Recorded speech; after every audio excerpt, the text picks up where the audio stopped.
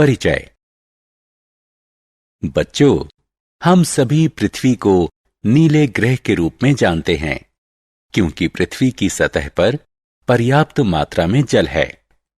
वास्तव में पृथ्वी की सतह का 70% भाग जल से ढका है। हालांकि गर्मियों में हर कोई जल की कमी की बात करता है। आश्चर्यजनक है ना? इससे भी ज्यादा आश्चर्यजनक है कि कुछ ही महीनों बाद मानसून के दौरान हम बाढ़ के बारे में बात करते हैं। इस पाठ में हम पृथ्वी पर सूखा और बाढ़ के प्रभावों के बारे में पढ़ेंगे। हम इन समस्याओं को हल करने के उपाय भी सीखेंगे।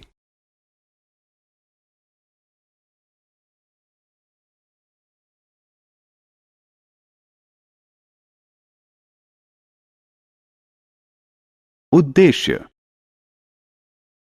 इस पाठ के अंत में आप निम्न करने में सक्षम हो जाएंगे: भारी वर्षा के प्रभाव को जानना, लंबे समय तक वर्षा न होने के परिणाम का वर्णन करना, वर्षा जल संचयन के बारे में बताना, वर्षा जल संचयन के विभिन्न तरीके बताना।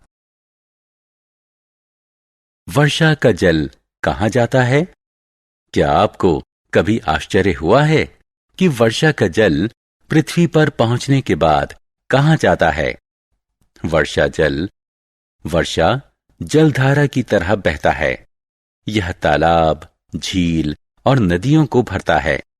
यह समुद्र और महासागर में गिरता है।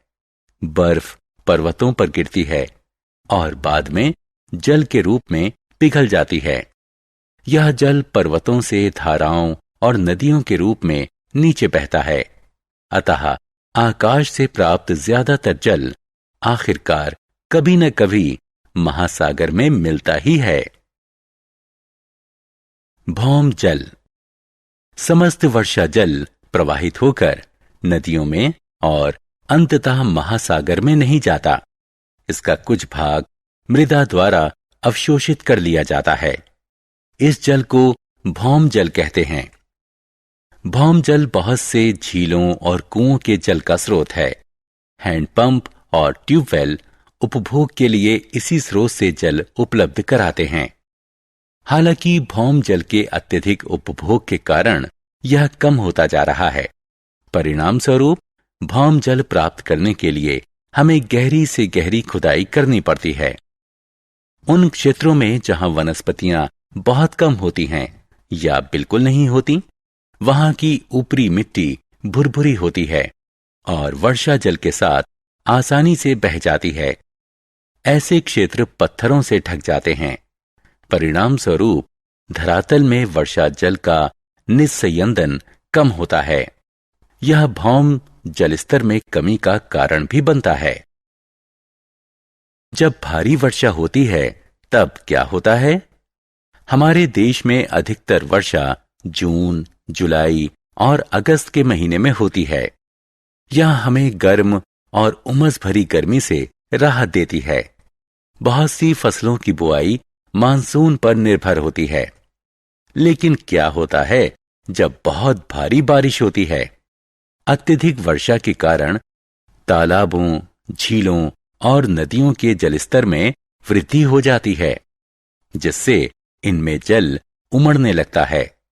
इन जलाशयों में जल का उसकी सामान्य सीमा से अधिक प्रवाह को बाढ़ कहते हैं। बाढ़ फसलों को हानि पहुंचाती है और लोगों और संपत्ति को भी क्षति पहुंचाती है।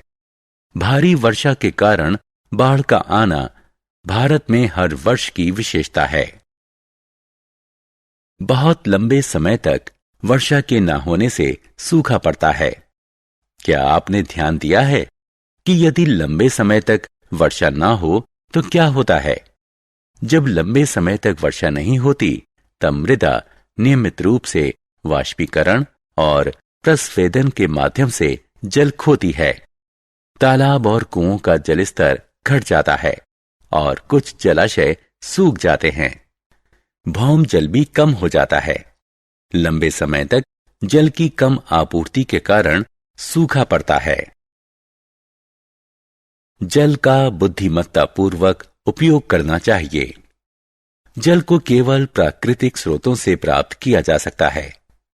पृथ्वी पर उपलब्ध जल का एक बहुत छोटा सा भाग पादपों, जीवों और मनुष्यों के उपयोग के योग्य है।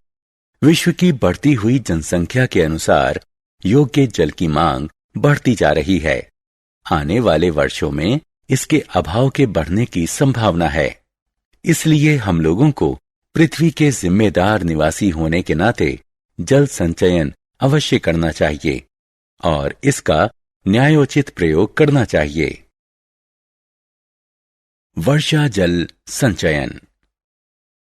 यदि हमारी छतों, सड़कों और पैदल पथों पर गिरे वर्षा जल को गड्ढों में गिरने देने के बजाय उसे एकत्रित और जमा कर लेते हैं तो हम जल का बहुत बड़ा भंडार बना सकते हैं। वर्षा जल को एकत्रित करने और जमा करने को वर्षा जल संचयन कहते हैं। छतों पर स्थित वर्षा जल को बाद में विभिन्न कार्यों में उपयोग के लिए पाइप से स्टोर टैंक में जमा करना चाहिए। इसके अतिरिक्त वर्षा जल को एक टैंक में एकत्रित करने के बजाय पाइप से इसे जमीन में खोदे गए एक गड्ढे में एकत्रित कर सकते हैं। इस तरह वर्षा जल मृदा में पुनर्भरण के लिए रिस जाता है और भौम जल स्तर फिर से बढ़ जाता है। वर्षा जल संचयन की एक अन्य तकनीक ये है जिसमें धरती पर बहने वाले पानी को भौम जल के पुनर्भरण के लिए उपयोग किया जाता है।